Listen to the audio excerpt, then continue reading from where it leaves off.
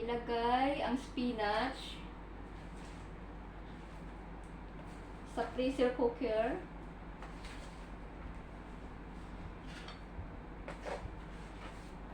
Itong spinach pala na sa kalahating kilo.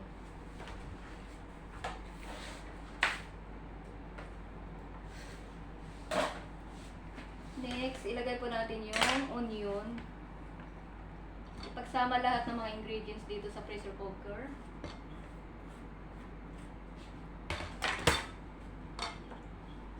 Tapos yung ating binabad na tsana, dal. Anlawan natin na ulit. Pero bago nyo po ibabad, kailangan hugasan nyo muna bago ibabad hanggang sa malinaw yung tubig.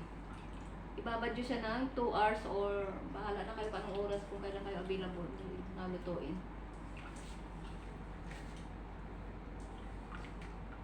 Ang tawag dito guys is sai bhaji. Sai bhaji ng Indian words. Indian language, ganun. Next, yung ating potato, chop lang natin.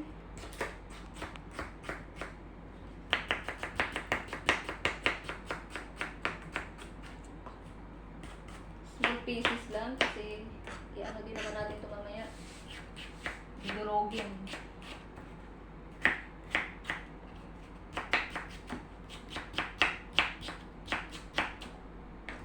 Lalaglag. Sige, okay lang.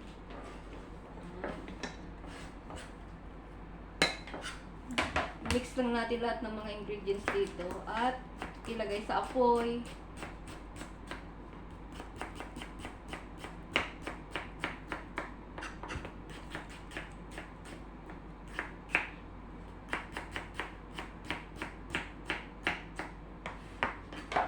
Okay. And then the green chilies. Kapag maanghang tong chili nyo, lagyan nyo ng 3 or depende sa inyo, pwede din hindi kasi kami dito yung mga amo mahilig sa maanghang. Okay, nilagyan ko na siya ng 4 pieces. Pero pag malalaki, kahit 3 pieces lang. Ito medium size eh. Yan. Next, lagyan po natin ng ginger. Wala pa lang spoon ako. Pila.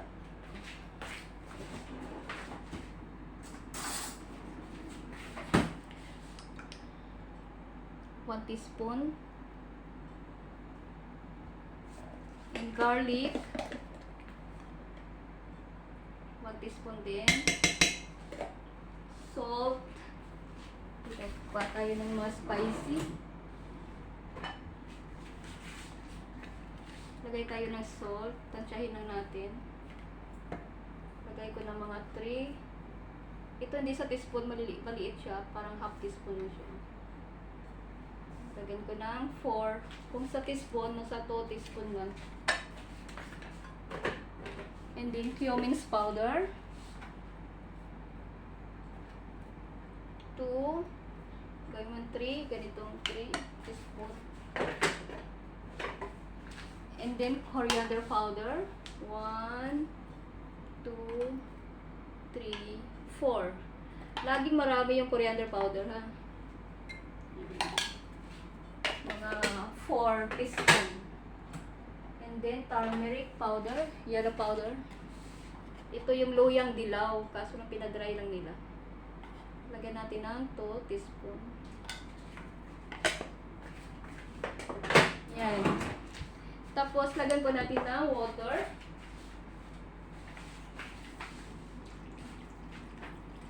Tansyahin na natin. Yan yung nakikita mo siya. Tansya lang. Ngayon, ang gagawin natin dyan, takpan na at ilagay sa apoy. Mga 2 mug na water, pwede na yun. Yan, takpan. So, ilagay na natin sa apoy. Salang na natin.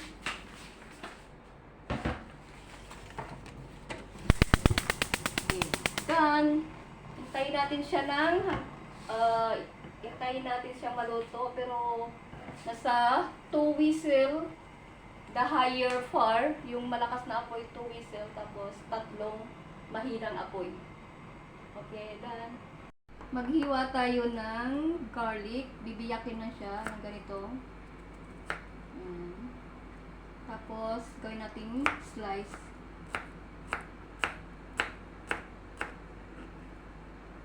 One, two.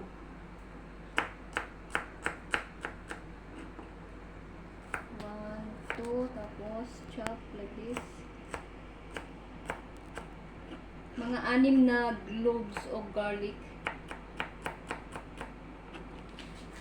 1, 2. Tapos, palikitin siyang hiwa.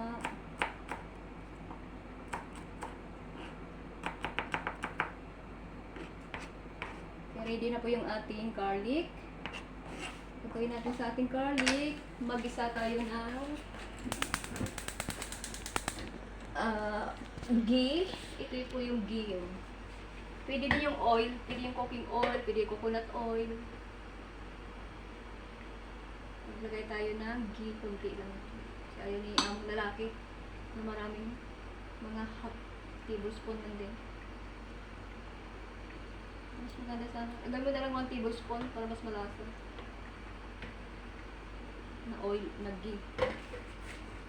Painitin natin yung ghee. Uminit na po yung oil dito. Saka po natin ilalagay yung ating garlic. Tingnan natin. Kaya hindi pa. Painitin natin.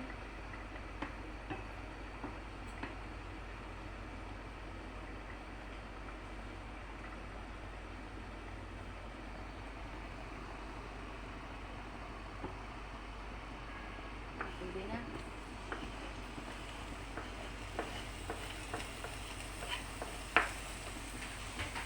Gawin natin itong golden brown.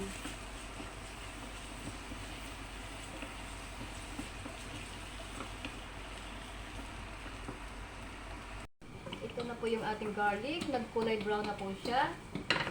Sorry. Ayan. Naku, tumatalsik. Ang init. Ilagay po natin dito sa ating pressure cooker kasi ready na po yung ating spinach.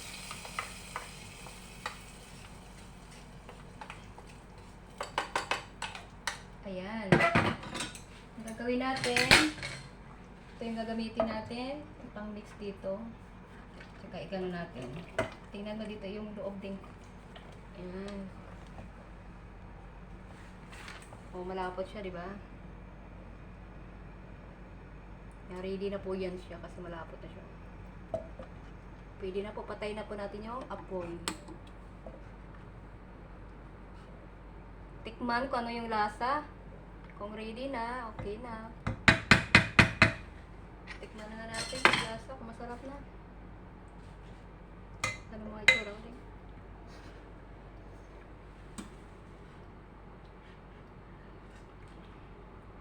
Okay na yung ano niya, quantity ng salt. Okay na siya, wag yung nagdagdagan. Thank you for watching.